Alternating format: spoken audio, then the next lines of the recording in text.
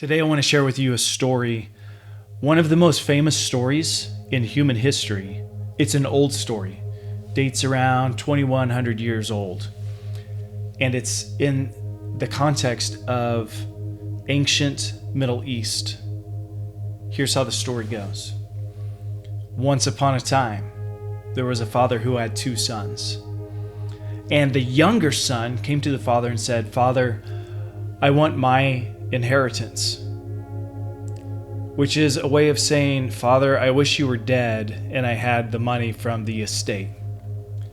The crazy thing is, the father liquidated his assets and gave the son his inheritance. So the son took the money and went to a distant land and then spent it all in wild living, which we can only imagine what that is like. After he spent all his money, famine swept over the land, and the younger son found himself in great need of provisions, clothing, housing, food. He had no money. He goes to work for a pig farmer, and even when he's watching over the pigs, he found himself longing to eat the food that the pigs were eating, but no one gave him any food.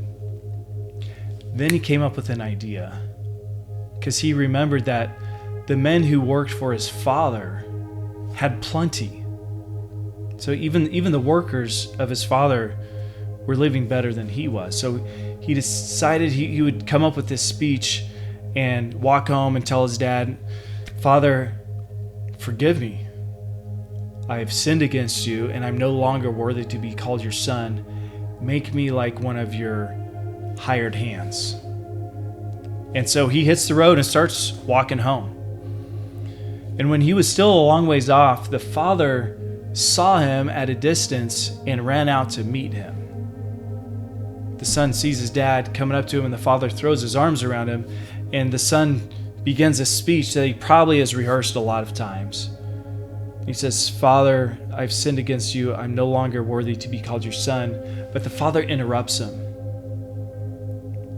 and says, "My son, you were once dead, now you're alive.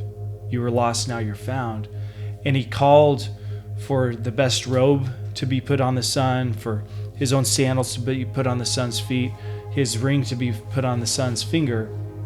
And he takes him back to the house. And they slaughtered the fattened calf. It was like they had a huge party. They grilled steak. And they celebrated that the father's son had returned home.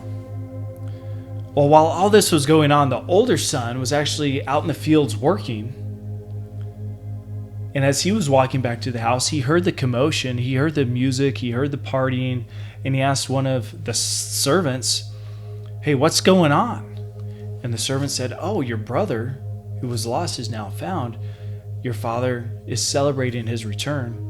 He's even slaughtered the fattened calf, and it's time for you to come join the party." But that older son was resentful, and he didn't join the party. So the father went outside to meet him and said, "Son, what's going on?" And the older son said, "Man, this younger son of yours, he goes off and spends all your money on this wild living. Comes back and all of a sudden you're throwing him a party. But I've been here the whole time and you haven't even done anything for me and my friends. Yeah, I've been here being obedient, a good boy, and I've got nothing." And the father said, "Well, it wouldn't be appropriate for me not to celebrate the returning of this younger son who was once lost and now he's found. It's like he was dead, now he's alive. But you've always been with me, and everything I have is yours." And the story ends there. We don't know how everything finished up with the father and the older son. But we have some lessons that we can learn from this story. As a father, an intentional father, I think there's some great takeaways.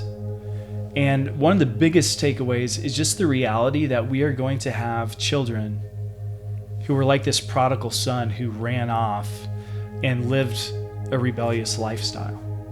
Of course, we don't want that, but it's going to happen. So I think the first lesson is to build a foundation for your children to return to. Build a foundation for your children to return to so that when they do rebel, when they are prodigal, when they run away, they have somewhere to come back home to. The next lesson I think we can learn is to be compassionate and gracious.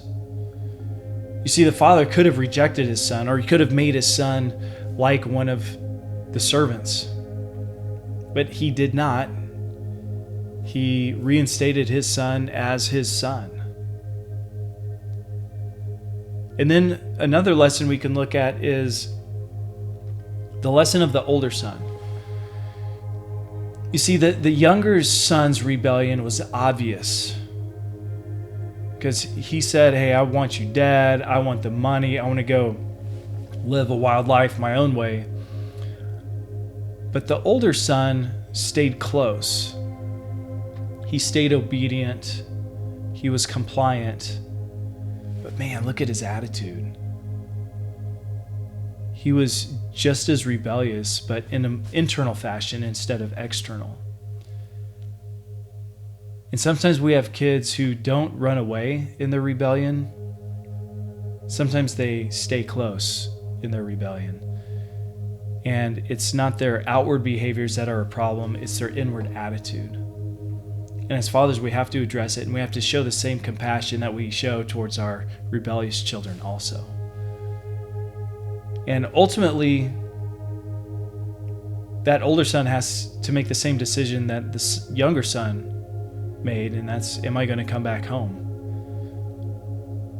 And that's okay. I think that's the process of growing up and becoming independent, learning to stand on your own 2 feet. And while it's not fun to see our kids go through those stages of life, it's going to happen. And so may you, as an intentional father, show the same grace and compassion that the father of this story showed. In fact, it's a parable. It's probably a story that actually never happened, but it teaches a lot of lessons.